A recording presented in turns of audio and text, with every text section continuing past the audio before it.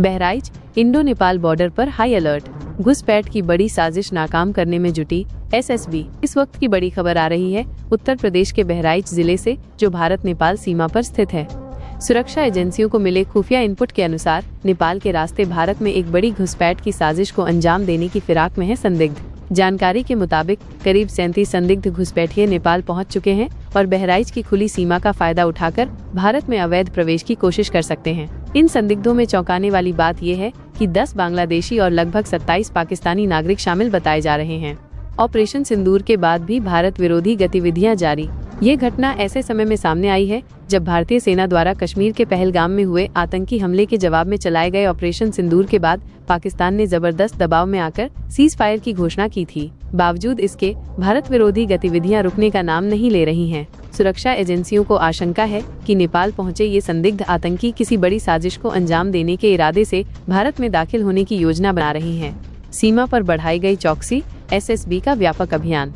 इस खुफिया जानकारी के आधार पर भारत नेपाल सीमा पर हाई अलर्ट घोषित कर दिया गया है। 42वीं वाहिनी सशस्त्र सीमा बल एसएसबी के कमांडेंट गंगा सिंह उदावत ने जानकारी दी है कि नेपाल से सटे जंगलों में व्यापक कॉम्बिंग ऑपरेशन चलाया जा रहा है। नेपाल से आने वाले हर व्यक्ति की गहन जांच की जा रही है। सीमावर्ती क्षेत्रों में अतिरिक्त सुरक्षा बलों की तैनाती कर दी गई है और पेट्रोलिंग भी बढ़ा दी गई है।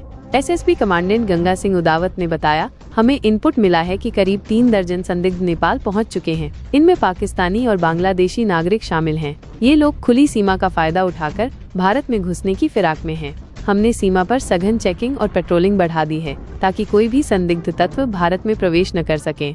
एसएसबी की इस सतर्कता और सक्रियता से यह उम्मीद जताई जा रही है कि किसी भी प्रकार की घुसपैठ की कोशिश को समय रहते विफल किया जा सकेगा। सुरक्षा एजेंसियां स्थिति पर लगातार नजर बनाए हुए हैं और स्थानीय प्रशासन के साथ मिलकर हर संभावित खतरे से निपटने की तैयारी की जा रही है। नेपाल की सीमा पर क्या इनपुट मिला है और क्यों चौकसी बढ़ाई गई है? इंडो नेपाल बॉर्डर पे तो वैसे ही हम हमेशा सजग रहते ही हैं, लेकिन इन दिनों में चूंकि माहौल बहुत ज़्यादा ठीक नहीं चल रहा पाकिस्तान के साथ, इस वजह से गवर्नमेंट ऑफ इंडिया के और हायर हेडक्वार्टर के डायरेक्शन पे बहुत ज़्यादा चौकसी बढ़ा दी गई है और हम सतर्क पहले थे और अब ज़्यादा कुछ सतर्क ही हो गए।